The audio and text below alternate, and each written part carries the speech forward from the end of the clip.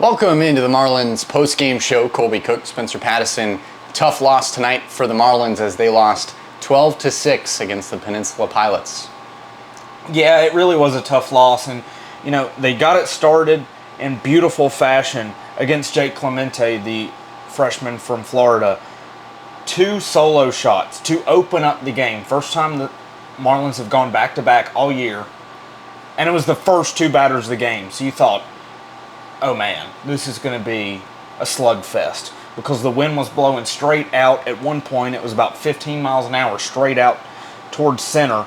Youngblood with a laser home run to right, and then Anderson following with a rainbow shot to Youngblood's was to right center, and then Anderson with a rainbow shot to right field. Surprised, I'm wondering if it hit a car. It was a majestic rainbow too. It was a beautiful home run. But then that's, when things kind of got crazy in the middle innings, Peninsula really started to heat up. They scored 4 in the third, 3 in the fourth, and 4 again in the fifth.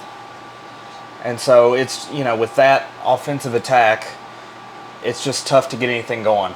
Yeah, just a really tough game for the Marlins. With that wind blowing out, the Peninsula Pilots had some luck hitting, and the pitching really from both sides wasn't fantastic up until the late innings where the Marlins really started to dial it in. But definitely a tough game, and it was their 9th game in 8 days, so you could definitely see the fatigue. So the Marlins made it interesting in the late innings. Spencer, Youngblood walked, a 2-base error by the pitcher in Jay Schuler, and then, came home to score on a wild pitch. And then in the 9th, of course, Dan Talkin scored following a walk and a toughie single, but still couldn't get the job done.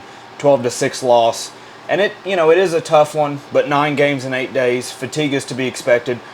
Very, and I can't stress this enough, very important off day tomorrow. Well, and it's the 4th of July, so the guys are going to relax, have some fun, and enjoy some fireworks, which I think is extremely important. And then they're back at it on Wednesday against the Wilmington Sharks. So, yes, tomorrow is very important, but they're not going to have another 9 games in 8 days again throughout the season. Yeah, and that's good because you've crested the hill. You played really well, to be quite frank, in 9 games in 8 days. I mean, you had the Florence loss that was a little less than ideal, but beyond that, you pretty well played a very good stretch of games, 8 and 9 days. Yeah, and they moved to 1-2 in the second half of the season. They'll look to pick that up after the off day, but for now, they're going to focus on this off day, get some rest, and, well, so will we. Yeah. Thank you for joining us here for the Marlins post-game show. A sad loss, but we'll be back on Wednesday.